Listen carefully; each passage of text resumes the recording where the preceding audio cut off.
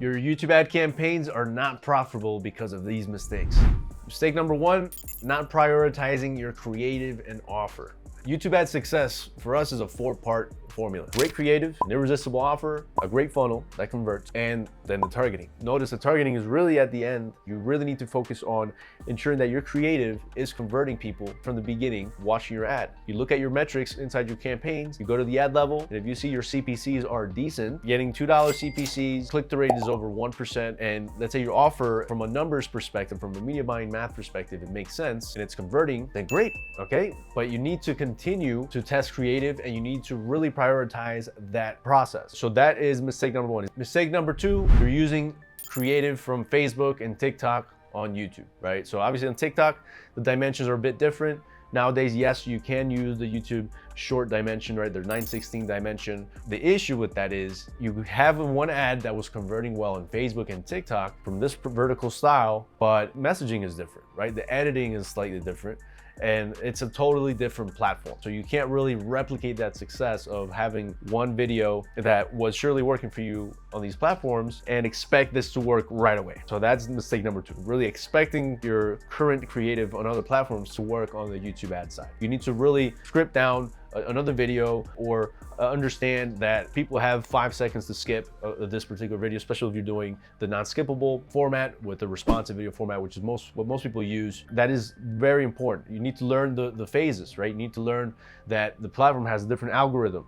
You know, they react different to specific creatives. Number three, when it comes to setting up your campaigns and your optimization, you're doing it wrong. If you're doing the same thing that you're doing on Facebook, where if you have winning campaigns and you're scaling them from $50 to $500 or $300, you're doing it wrong, right? Because you're not letting the algorithm really take hold of that particular campaign. Even Google recommends you wait at least a week before you make certain changes to a specific campaign. Obviously, it differs, right? If you have a campaign that's just really not converting, you have really bad CPCs and you don't want to spend, obviously you have a high budget campaign over $200 a day, let's see, you don't want to continue spending that, go ahead and pause it, right? Make changes. But generally speaking, when you're talking about scaling on YouTube ads, you can't follow the same methodology with Facebook.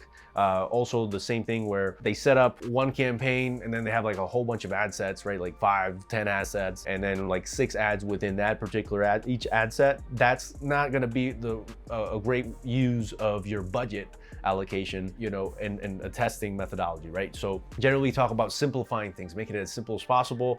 So remember campaign structure, one campaign, one ad group, one audience type, and then from there you can select between 2 to 4 ads. Even though recommendation is you do 2 ads, and then you have a different phase where you can say, all right, out of these 2 ads, this one showed a little bit more progress, even though that's also a thing that happens is one ad gets most of the love from Google and they get a little bit more budget. So in that case, the one campaign, one ad group, one ad might be a better use of that budget, and let's say for the tests that are taking place. So it's really up to how you want to structure it in that regard, but that's what we recommend. Want to simplify. You don't want to do one campaign and multiple ad groups and multiple ads all at once, right? Because you want clean data. That's the recommendation.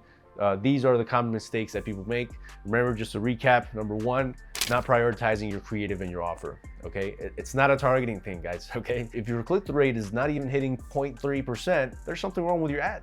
Number two, remember also reusing content from other platforms. I mean, you can test it, but you're likely not gonna see great results unless you really focus on creating an ad that is specific for the YouTube platform. Number three, when it comes to the campaign structure and optimizations, so remember, it does not work the same way as on Facebook where you're setting up campaigns with a whole bunch of ad sets and a whole bunch of ads in them. You can do it that way, but your budget's gonna be diluted, right? It's not gonna be very clear to you unless you have very singular isolated campaigns with a specific targeting option, 1 or 2 ads, and then from there you kind of build up on that, okay? So that is the video for today. And if you want to consider other type of campaign structure or campaign types on YouTube that can help with brand awareness, it can help with having some more, let's say, flexibility with your messaging and being able to have some control over that, then we recommend you watch this video about YouTube ad sequencing.